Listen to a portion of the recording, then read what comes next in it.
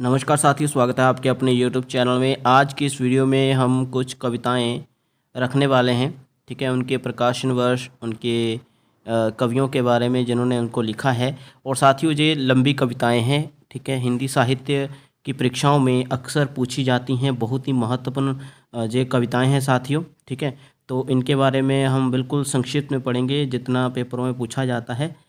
ठीक है साथियों, और कभी अन्य वीडियो में हम इन काव्य पंक्तियों को भी लेकर आएंगे। फिलहाल तो मात्र एक परिचय लेकर आ रहे हैं।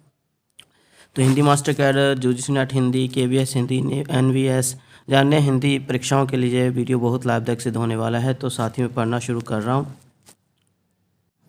और वीडियो थोड़ा सा लंबा हो सकता है, तो वीडियो अंत तक जरूर देखिएगा। आपके लिए बना रहे हैं साथियों। तो परिवर्तन कविता हमारी सबसे पहले है। सुमित्रा नंदन पंत के द्वारा लिखी गई ये लंबी कविता है। प्रकाशन वर्ष है साथियों 1926। ठीक है, ये देवनागरी अंकों में लिखी गई संख्या है। 1926 ईस्वी में ये प्रकाशित हुई। ठीक है जी, तो लिख लीजिए। और इसका जो संकलन है, मतलब जो काव्य संग्रह है, वो है पल्लव। पल्लव काव्य संग्रह में ये प्रकाशित हुई थी। ठीक है साथियों, अभी पल्लव काव्य संग्रह का आप हमें प्रकाशन वर्ष बताइए। ये होमवर्क आपको हम दे रहे हैं, आप खुद जब खोजेंगे तो और ज़्यादा सीखेंगे। ठीक है साथियों, तो इसमें ये संकलित है कविता।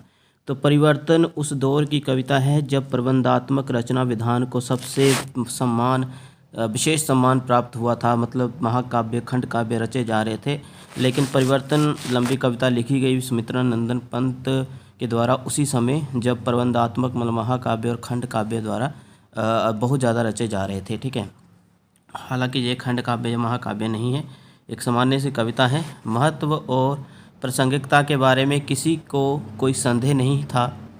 इस कविता के विशिष्ट और महत्व को विद्वानों ने एक स्वर से स्वीकार किया है। परिवर्तन एक ऐसी कविता है जिसमें छायावादी पंथ में हो रहे मानसिक परिवर्तन की आहट है। इसमें प्रकृति के कोमल और कठोर चित्रों के साथ भाग्यवाद और निराशावाद के स्वर प्रस्फुटित हुए हैं। साथियों, आपको बता देते हैं कि ये जो कविता है, लंबी कविता, ये 6 खंडों में है। कितनी खंडों में है?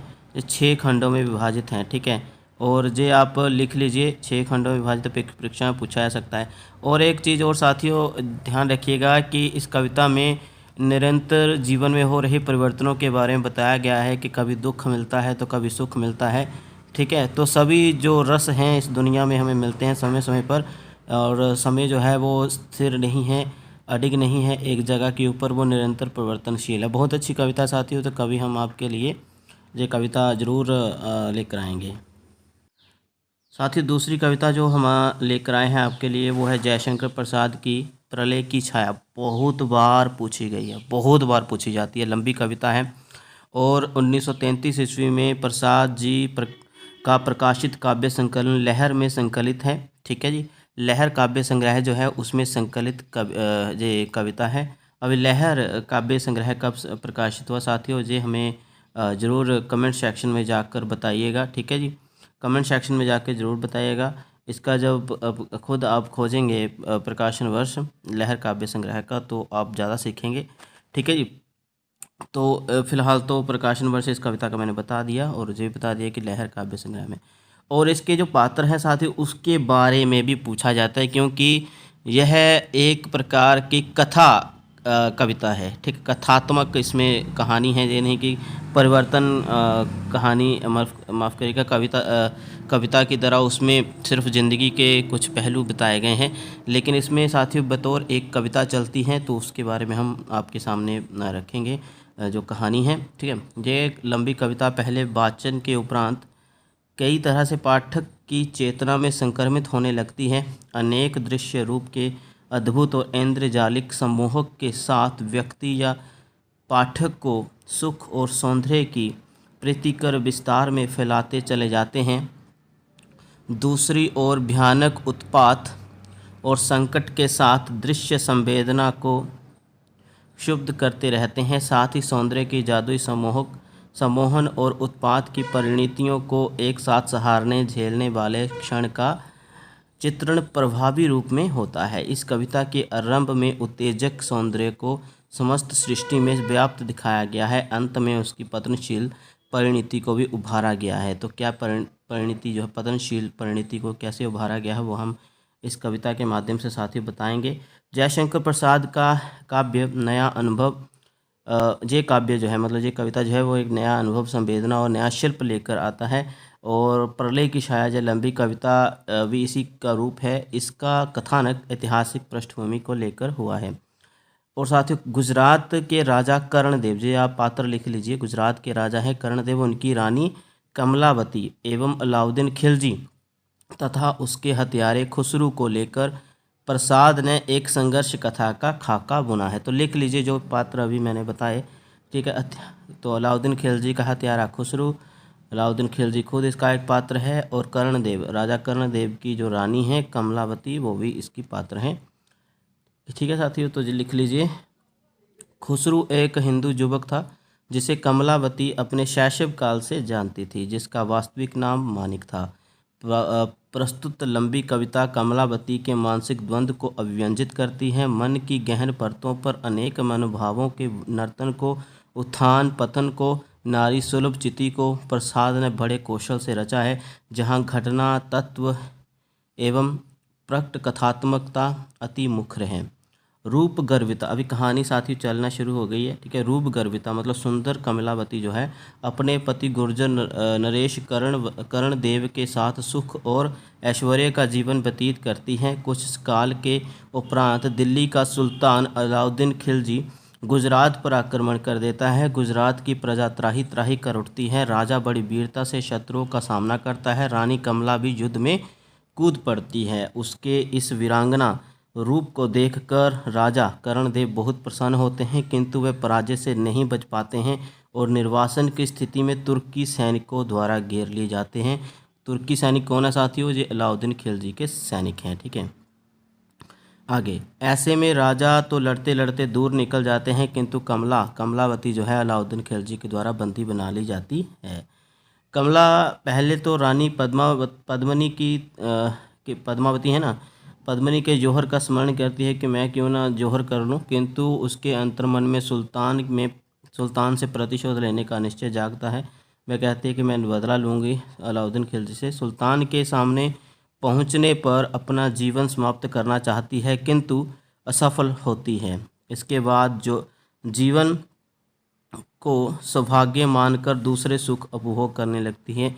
अभी वो तो सुसाइड करना चाहती थी अलाउद्दीन खिलजी के सामने जाकर, लेकिन वो अभी सुसाइड तो नहीं कर पाती है, लेकिन ज़िंदगी से समझौता कर बैठती है और अलाउद्दीन खिलजी के साथ ही जीवन निर्वाह करने का फैसला कर लेती है। इसी बीच उसका सेवक जो था खुसरू, जिसका नाम था माणिक, वास्तविक नाम उसका माणिक, अचानक उसके निकट पहुंचकर उसे गुर्जर नरेश, मतलब गुर्जर नरेश कौन है? गुजरात का नरेश कर्णदेव का संदेश पहुंचाता है रानी को, किंतु रानी तो अन्य भाव से स्थित होती है, बल्कि वह तो समझौता कर लिया है उसने अभी ज़िंदगी से। तभी माणिक बंदी बना लिया जाता है और उसे मृत्यु दंड की सज़ा सुनाई जाती है। पर कमला सुल्तान से विनती करती है, अनुनय का मतलब विनती, निवेदन करती है, उसे मुक्त करवा देती है। उसके पश्चात भारतेश्वरी का पद प्राप्त करने की कल्पनाओं में रमने लगती है। भारतेश्वरी मतलब वह अलाउद्दीन खिलजी की रानी बनना चाहती है, किंतु काफूर अलाउद्दीन का वध करके स्वयं सम्राट बन जाता है। एक अन्य पात्र भी है काफूर, ठीक है, और वो क्या करता है? अलाउद्दीन खिलजी का वध कर देता है और स्वयं सम्राट बन जाता है। बाद में मानिक भी काफूर का वध करके, ठीक है, हालांकि शुरू में बताया था मानिक ने अलाउद्दीन खिलजी का वध किया, नहीं, पहले काफूर करता है अलाउद्दीन खिलजी का वध, फिर मानिक जो है, जो कि कमलावती का ही बचपन का मित्र है, काफूर की हत्या कर देता है मानिक, ठीक है। तो वह काफूर का वध करके स्वयं सम्राट बन जाता है, कौन? मानिक, ठीक है साथियों। किंतु इस सारे उलटफेर में कमला के जीवन में मानो प्रलय की छाया गिर जाती है। यह संपूर्ण लंबी कविता कमला का आत्मलाप है, जो स्मृति के पटल पर घटित होता है। उसका जीवन विडंबना में त्रासदी से घिर जाता है। तो पहले अलाउद्दीन खिलजी, फिर काफूर, फिर मानिक के साथ जीवन उसको व्यतीत करना पड़ता है। सिवाय उसको पतनशील परिणति के अंत में कुछ नहीं मिलता है। करना क्या चाहिए था उसको, या तो अपना मान मर्यादा की चिंता करके ज़्यादा सुसाइड कर लेती, या फिर जौहर कर लेती, या फिर अपने पति के पास चली जाती भाग कर कैसे भी करके। लेकिन उसको ज़िंदगी में सिर्फ निराशा ही मिलती है, अंत में सिर्फ पछताती ही है। ठीक है, तो ये एक प्रलय की छाया एक अच्छी कहानी है, इस कविता के माध्यम से शंकर प्रसाद ने हमारे सामने रखी है। अगली कविता साथियों, अगली कविता है साथियों निराला की। सूर्यकांत त्रिपाठी निराला जानते होंगे, छायावाद के एक मुख्य स्तंभकार और स्रोत समृद्धि इनकी कविता, लंबी कविता मानी जाती है इनकी साथियों। 1935 ईस्वी में प्रकाशित हुई थी। कितने में? 1935 ईस्वी में प्रकाशित हुई। ठीक है, देवनागरी अंकों में लिखी है। वो अंकमाला तो मैंने हिंदी में अभी सामान्य गिनती में लिखा है इसको। ठीक है साथियों, तो 1935 ईस्वी में प्रकाशित हुई और स्रोत समृद्धि और एक लंबी कविता। साथियों एक और बात बता देते हैं कि ये किस काव्य संग्रह में है। ये अनामिका, जहाँ नहीं लिखा है मैं बता देता हूँ, अनामिका काव्य संग्रह जो है उनका। ठीक है, हालांकि अनामिका काव्य संग्रह के 2 संस्करण हुए हैं। एक पहली बार 1923 ईस्वी में प्रकाशित हुआ था। ठीक है, दूसरी बार 1938 में। जब 38 में प्रकाशित हुआ तब सरोज स्मृति लंबी कविता इसमें प्रकाशित की गई। और भी बहुत सारी कविताएं थी जो दूसरे संस्करण में प्रकाशित हुई। ठीक है, तो याद रखिएगा अनामिका काव्य संग्रह जब दूसरी बार प्रकाशित हुआ, दूसरा संस्करण उसका प्रकाशित हुआ 1938 में, उसमें सरोज स्मृति प्रकाशित की गई थी। वैसे स्वतंत्र रूप से भी ये कविता प्रकाशित हो चुकी है। तो साथियों आपको बता देते हैं कि ये एक शोक गीत है। ठीक है, हिंदी साहित्य में एकमात्र सर्वश्रेष्ठ शोक गीत माना जाता है। ठीक है जी, तो निराला ने अपनी 19 साल की विवाहित पुत्री सरोज के असामयिक निधन में मर्माहत होकर इस कविता का सृजन किया है। इस लंबी कविता के संदर्भ में रामविलास शर्मा लिखते हैं, सरोज स्मृति कवि की एकमात्र पुत्री सरोज की 19 वर्ष की अल्प आयु में अकाल मृत्यु हो जाने पर उसकी स्मृति में लिखा गया हिंदी का एकमात्र ऐसा शोकगीत है जिसे विदेशी उन्नत साहित्यों के शोकगीत की तुलना में रखकर हम सिर ऊंचा उठा सकते हैं।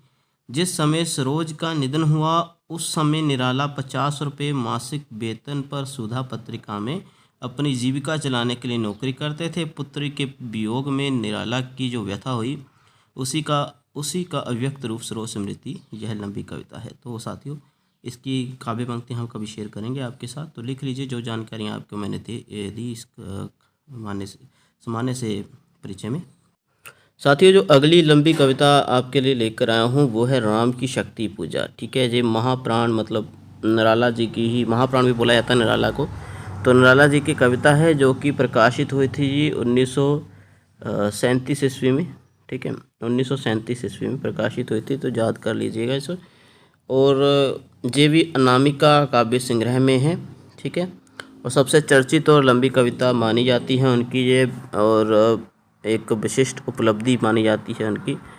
और इसके अतिरिक्त साथियों एक और बात बता देते हैं कि बांग्ला रामायण जो है कृतिवास रामायण। ठीक है, कृतिवासी रामायण की कथा के आधार पर ये रचित है। ठीक है, तो अगर पूछ लिया जाए पेपर में, पूछ लिया क्या जाए, जो पूछा गया है प्रश्न काफ़ी बार जूझी नट हिंदी में कि भाई ये राम की शक्ति पूजा जो लंबी कविता है ये कौन सी रामायण के आधार पर लिखी गई है। तो ये कृतिवास रामायण जो कि बांग्ला रामायण है, बंगाल की है, बांग्ला भाषा में लिखी हुई। ठीक है, उसके आधार पर लिखा गया इसका कथानक है। और जब राम और रावण का युद्ध होना होता है लंका में, तो उस वक्त जब आखिरी दिनों में लड़ाई चल रही होती है तो रावण बहुत ज़्यादा अट्टहास करता है और ऐसा लगता है श्री रामचंद्र को कि हम हार जाएंगे। और श्री रामचंद्र जी खुद व्याकुल होते हैं अपनी स्थिति को देखकर। तो उस वक्त फिर वह देवी की पूजा करते हैं, वही राम की शक्ति पूजा इसमें कहा गया है उसे। ठीक है जी, तो कविता काफ़ी अच्छी है साथियों, पढ़ते हैं इसको। पौराणिक कथा प्रसंगों के आधार पर निराला द्वारा रची गई यह लंबी कविता अपनी संरचना विलक्षण है।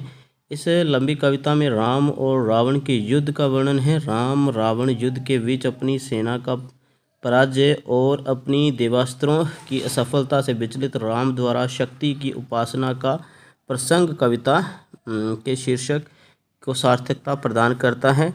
राम सत्य और सात्विक वृत्ति के प्रतीक हैं और रावण असत्य और तामसिक वृत्ति का प्रतीक है। सात्विक और तामसिक वृत्ति को यह परस्पर संघर्ष केवल राम और रावण के बीच ही नहीं है, यह संघर्ष पूरी मानव जाति के मन में भी है, जिसके लिए कवि और स्वयं अपवाद नहीं है।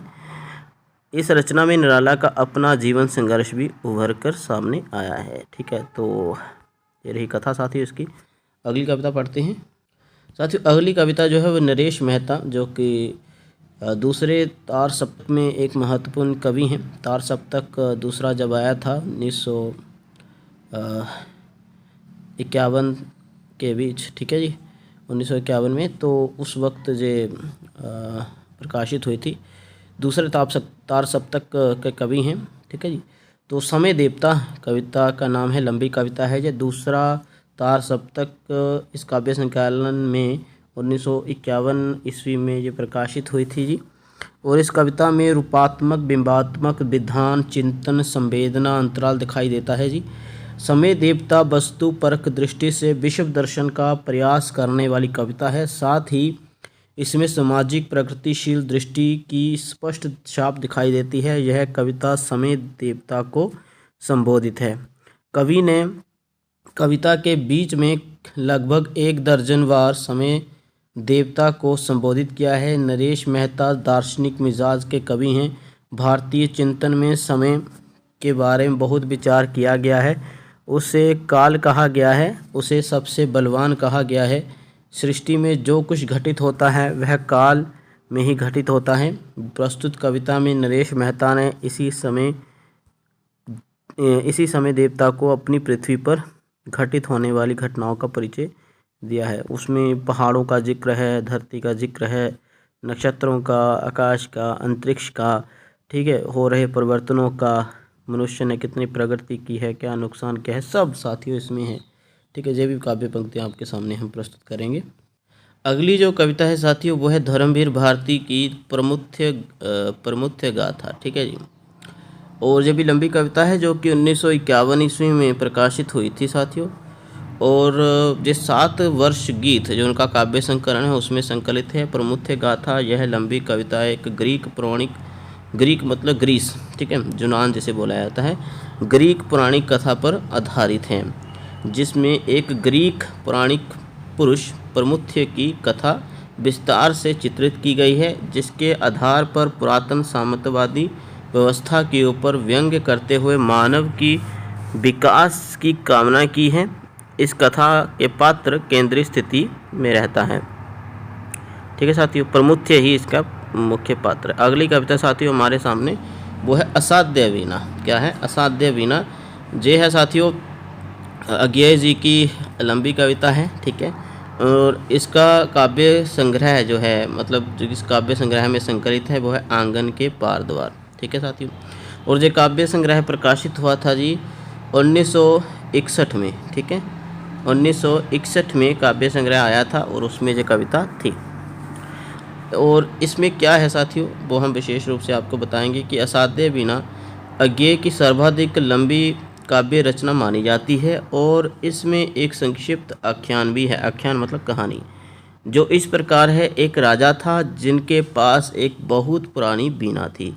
सुना गया था कि एक अति प्राचीन मंत्र पूत कृति तरु से वज्र कीर्ति ने उसे गढ़ा था। ठीक है जी, इस तरु के कानों में हिम शिखर अपने रहस्य कहा करते थे, उसके कंधों पर बादल सोते थे, उसके कोटर में भालू बसते थे, उसके वल्कल से सिंह कंधे खुजलाते थे और उसकी जड़ पताल लोक तक पहुंचती थी, जिसकी गंध प्रवण शीतलता से फन टिकाकर बासुकी नाग सोता था। तो ये विशेषताएं उस वीणा की बताई गई हैं बिल्कुल शुद्ध हिंदी में तत्सम शब्दावली के द्वारा।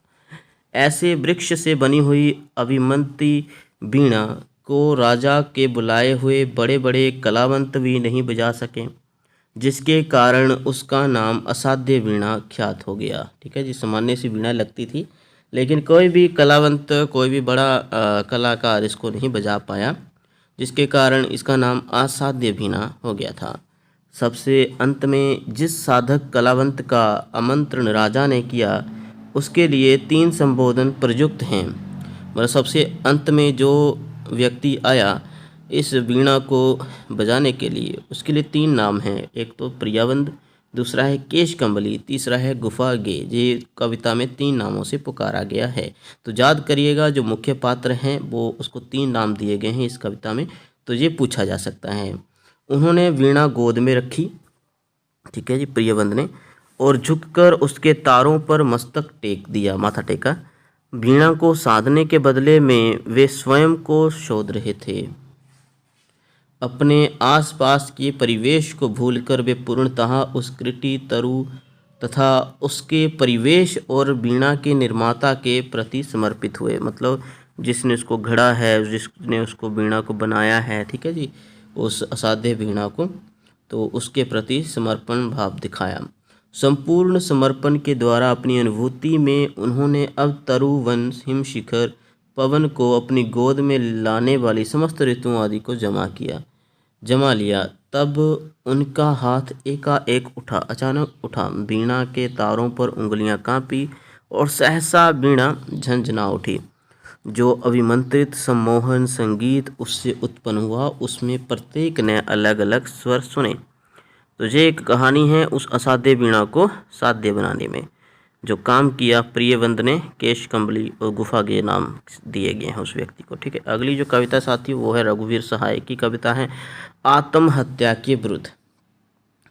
बहुत ही महत्वपूर्ण कवि हैं साथियों। ठीक है, और रघुवीर सहाय, इनको तो भाई हिंदी साहित्य अकादमी पुरस्कार भी मिला हुआ है, तो एक अच्छे कवि माने जाते हैं आधुनिक काल के।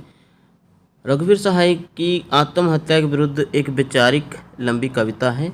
ठीक है, जहाँ पर कविता लिखा हुआ है साथियों, मेरी प्रिंट हो गया थोड़ा। जो उनका काव्य संग्रह आत्महत्या के विरुद्ध में संकलित है, इसी नाम से काव्य संग्रह भी है।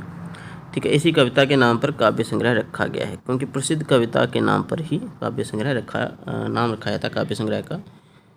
यह कविता संग्रह है 1967 ईस्वी में। ठीक है, कब आई? 1967 ईस्वी में प्रकाशित हुई। इस कविता संग्रह का प्रकाशन भी यही माना जाता है। आत्महत्या के विरुद्ध में कवि स्थिति का निर्मम होकर जायज़ा लेता है और उसे पड़तालता है, उसे भिड़ने के लिए अपनी शक्ति तोलता है। इस कविता में परिस्थिति विसंगति भरी और विडंबनापूर्ण है। इसकी अभिव्यक्ति में कभी कहीं भी कम पड़ती नहीं है। तो इसकी अभिव्यक्ति मतलब कहीं भी कम नहीं है, स्पष्ट रूप से अभिव्यक्त होती है ये कहानी। इसकी समकालीन राजनीति, साहित्यिक संदर्भों और व्यक्तिवाची संज्ञा के रूप में इस कविता की एक अलग वानगी प्रस्तुत करता है। आगे साथियों, ये कविता भी इम्पोर्टेंट है, अंधेरे में कविता गजानन माधव मुक्तिबोध की। क्या है इसमें? गजानन माधव मुक्तिबोध की सर्वाधिक चर्चित सशक्त लंबी रचना है अंधेरे में। ये एक लंबी कविता 1964 ईस्वी में, ठीक है, 1964 ईस्वी में प्रकाशित हुई। और काव्य संग्रह जो था जिसमें प्रकाशित हुई, जिसमें संकलन है इस कविता का, तो वो है चांद का मुँह टेढ़ा है। ठीक है, में एक संकलित है और लगभग 43 पृष्ठों, ठीक है, 43 पृष्ठों की पन्नों की ये कविता 8 खंडों में विभाजित है। ठीक है, उनके पूरे कवि का प्रतिनिधित्व करती है। यही कारण है कि इस कविता के माध्यम से उनको बहुत ज़्यादा प्रसिद्धि मिली। इस कविता में इतिहास के गतिशील मनोवैज्ञानिक संदर्भ को ग्रहण किया गया है। यह कविता तथ्यों, घटनाओं, अंतरंग, साक्षी, परिप्रेक्ष्य, संवेदन और विचार के इतिहास को समकालित करती है। यहाँ आत्मिक स्मृतियाँ ऐतिहासिक स्मृतियों में फैल गई हैं और गुथ गई हैं। अगली कविता साथियों, ये भी काफ़ी इम्पोर्टेंट है, यूजीसी नेट हिंदी के सिलेबस में भी है। पटकथा, ये धूमिल की है, सुदामा पांडे धूमिल। और सुदामा पांडे धूमिल की सबसे प्रसिद्ध और लंबी कविता है ये, और यह 1972 ईस्वी में प्रकाशित हुई। ठीक है, और काव्य संग्रह था काव्य संग्रह है साथियों संसद से सड़क तक, जिसमें है जी संकलित। पटकथा यह एक लंबी कविता भारत की आज़ादी से आरंभ होकर 7वें दशक तक की भारत की दशा का अंकन करती है। इस लंबी कविता में देश के जनतंत्र व्यवस्था के वर्तमान स्वरूप को यथार्थ के धरातल पर प्रस्तुत किया है धूमिल ने। इस कविता की अपील इतनी व्यापक है कि वह समूचे ऐतिहासिक संदर्भ को पूरी तरह उजागर कर देती है। भारतवर्ष के राजनीतिक, आर्थिक, सामाजिक भूमि पर जो घटित हुआ अथवा हो रहा है उसका चित्रण है पटकथा। साथ ही आज के तनाव, समय की विद्रूपताओं, असंगतियाँ, विसंगतियों और राजनीतिक ध्रुव संधियों एवं मूल्यहीनता, विडंबनाओं तथा आज के आम आदमी की नीति को स्पष्ट रूप से चित्रित करती है। आगे साथियों जो हमारी आज की अंतिम कविता, जो भी एक लंबी कविता है, साथ ही सभी इम्पोर्टेंट कविताएं बताई मैंने, लिख लीजिएगा, पेपर में पूछी जा सकती हैं। आगे साथियों भिवानी प्रसाद मिश्र की कविता है शब्दों के तल्प पर। क्या है नाम इसका? शब्दों के तल्प पर। और साथ ही इनको भी बुनी हुई रस्सी काव्य संग्रह के लिए भिवानी प्रसाद मिश्र को हिंदी साहित्य अकादमी पुरस्कार मिला है। तो साथियों इनकी ये कविता काफ़ी इम्पोर्टेंट है, शब्दों के तल्प पर। ठीक है साथियों, तो प्रस्तुत कविता जो है 1973 में आई थी जी। ठीक है, खुशबू के शिलालेख में संग्रहित है। और इस कविता जो इस लंबी कविता में कविता की भाषा समाज के रिश्तों, तनावों को उभारने का प्रयास किया गया है। इसमें आत्मा की उड़ान आना था साथ ही जहाँ पर। ठीक है, आत्मा की उड़ान भी है और समाज को बदलने की तीव्र इच्छा भी मौजूद है। लेकिन प्रश्न यह है कि कहाँ से आए वह भाषा, वे शब्द जो इस तरह की भूमिका के लिए कारगर हो, उसे अंजाम दे सके। कवि इस बदलाव तथा परिवर्तन की भूमिका तैयार करते हुए आकांक्षा व्यक्त करता हुआ लिखता है ये कविता को। और आगे काव्य पंक्ति थी, काव्य पंक्तियाँ साथियों किसी और वीडियो में लाएंगे हम। तो ये रही कुछ काव्य संबंधी बातें, काव्य परिचय, सामान्य से परिचय, लंबी कविताओं से संबंधित। तो हमने सोचा कि इसके ऊपर वीडियो बनाना चाहिए, बताना चाहिए आपको कि ये किस काव्य संग्रह में है, कहाँ कब प्रकाशित हुई ये लंबी कविताएं। सारी इंपॉर्टेंट है साथियों, लिख लीजिएगा आप। ठीक है, इनके बारे में प्रश्न बनते हैं और पूछे भी जाते हैं। ठीक है साथियों, तो मिलते हैं किसी अलग वीडियो में, तब तक अपना ध्यान रखिए, धन्यवाद। और वीडियो अच्छी लगी तो लाइक कमेंट शेयर जरूर करिएगा। मिलते हैं अगली वीडियो में, सुरक्षित रहें, धन्यवाद।